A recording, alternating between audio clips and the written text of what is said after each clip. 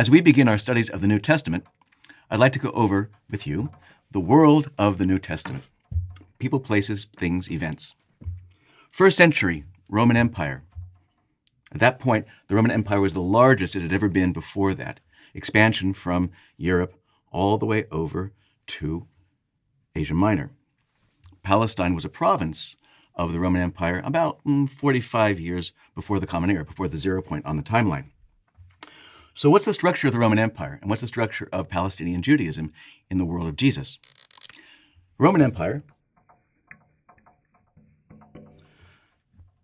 Emperor of Rome. Now, the Emperor of Rome couldn't be every place in the entire empire, so he had to have boots on the ground to make sure that the empire was kept intact and there was no insurgent activity to get rid of the Roman Empire, that the peace was kept in the world. And so various provinces of the Roman Empire had provincial governors. So the governors. But literally boots on the ground would be the Roman army to keep the peace. It was essentially a police state, the Roman Empire was. A lot of folks did not want to be in the Roman Empire, and so there was possibility of civil war and all that sort of thing, insurgent activity, and so the soldiers had to keep the peace.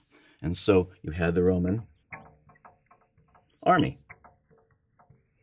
Now, the Roman army was made up of soldiers, and the one misconception that a lot of people have is that the Roman army was made up of a bunch of Italian soldiers, folks from Rome, folks from Italy. That's not the case at all. Individuals would be conscripted into the Roman Empire and the army from all over the empire. So you might have in Europe people from North Africa, people from Asia Minor, people from Northern Europe, and also people from Central Europe. So in Palestine, in the Palestinian province of the Roman Empire, you had soldiers, and you had officers, and the ones that play most into the text of the New Testament are called centurions. Now, centurions, you would imagine, would have 100 soldiers underneath them. So they were the sort of officers of 100 soldiers. And then the centurions and their various centuries, is what it was actually called, comprised groups within a Roman legion. And a Roman legion comprised about 2,000 soldiers.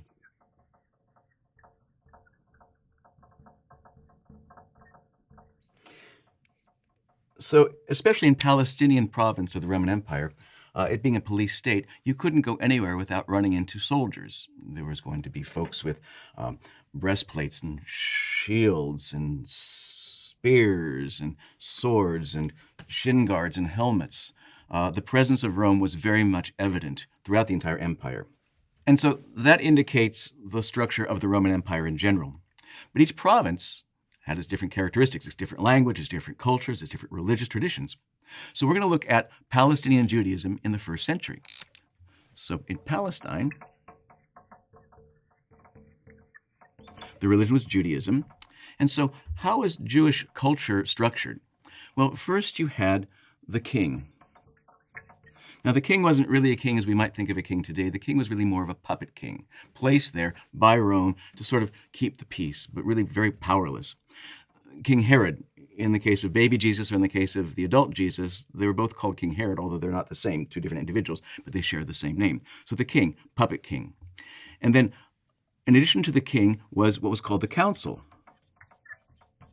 or Sanhedrin.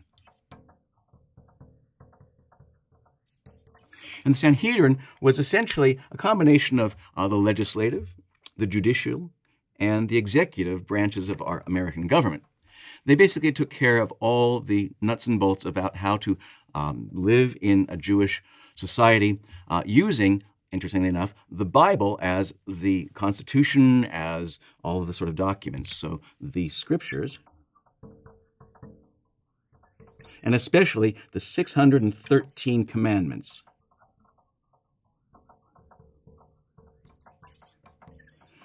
That was the law of the land. And so the council had to be sure that all life was lived in accordance with the commandments that God gave to Moses. Not just 10, 613. The council was made up of Sadducees and others. Now, the Sadducees were the aristocratic power brokers of Palestinian Judaism. They were wealthy, very influential. Many of them were made up of priests. The Sadducees had lots of priests in their party. We'll leave that. All right, so that would be the council, the Sanhedrin, and the king. Other groups within Palestinian Judaism would be the Pharisees.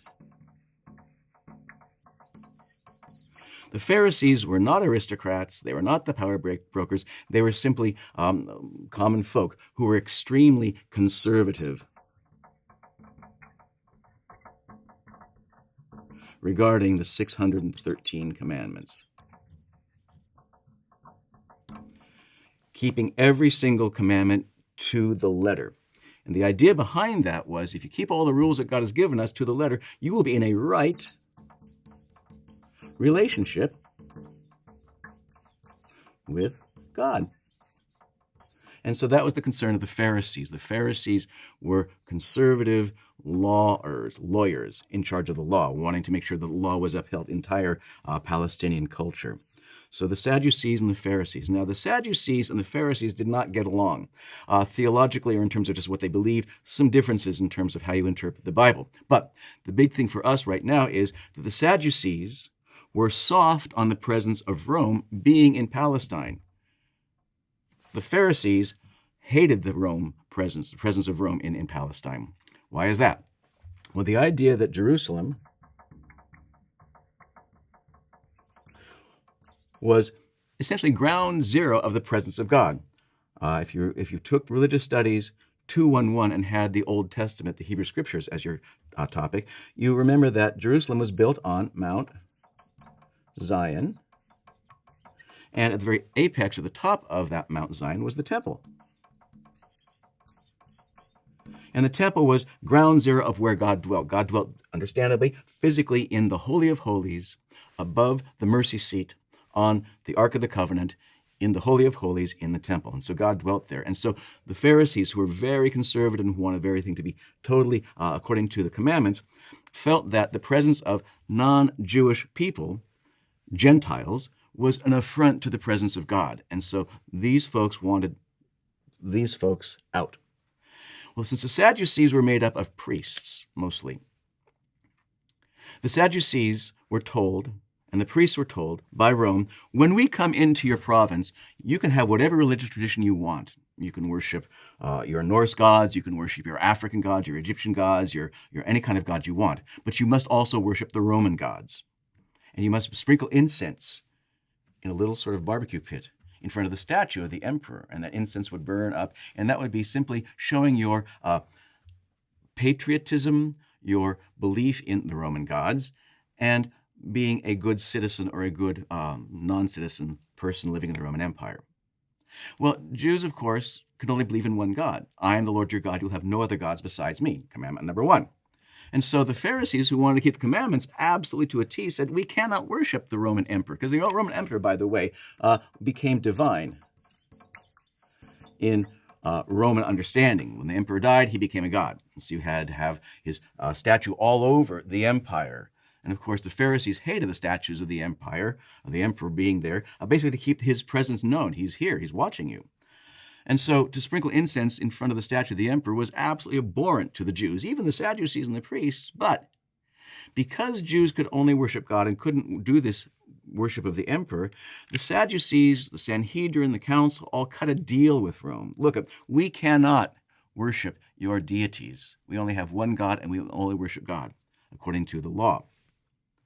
And so Rome says, okay, because you've been around for about 1,800 years as a tradition, as a culture, as a religion, and you're ethically really very good, we'll cut you a deal and we'll say, you do not have to, Jewish people, you do not have to worship our Roman gods, on the condition that if you Sadducees and council will keep the peace, make sure there's no insurgent activity, no civil war, no guerrillas shooting, well, they didn't shoot, but no guerrillas killing, shooting, arrows, our people, then we'll let you off the hook in having to worship the emperor's statue.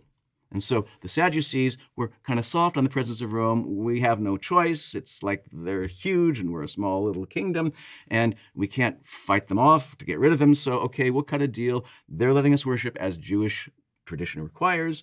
but we'll let them stay here present. Well, the Pharisees hated the Sadducees because the Sadducees were soft on Rome. The Pharisees were not soft on Rome. All right, so there's that. Now, other groups are zealots. And the zealots would be sort of in this party of the Pharisees, and they're zealous against the presence of Rome. In fact, the zealots are the ones that you see in Ehrman's book, in the textbook, that were undermining the presence of Rome here. And so you've got this group that's mentioned also in the New Testament. So in our studies this semester, this term, Pharisees, Sadducees, council, king, emperor, zealots, all of that's going to be mentioned. I'm just giving you this as an overview early in the term. All right. I'm going to erase now and come back in just a second. So within first century Palestinian Judaism of the Roman Empire, we have these various groups within Judaism. But of course, with our studies of the New Testament, there are a lot of other individuals and groups. So we'll start with Jesus. Jesus had lots of followers, disciples. We get the word discipline from the word disciple, or disciple from the word discipline. And essentially, a disciple is a student. Somebody who is a student, a disciple of your teacher of the New Testament, a disciple of Jesus himself, a disciple of Plato. Okay, so it's just a designation indicating followers who listen to the teachings. Amongst the disciples, and there were lots and lots and lots of Jesus' disciples over the 3 years of his ministry, his public ministry, a certain group was called apostles. Now, the apostles were a subset of the disciples. And there were 12 that were chosen, as we'll see when we read Matthew, Mark, Luke, and John. But there are also 71 other apostles who were sent out. The word apostle means to be sent out. I send you. It's a Greek word. I send you out. Jesus sent the apostles out to do some various works. Now, there's the 12.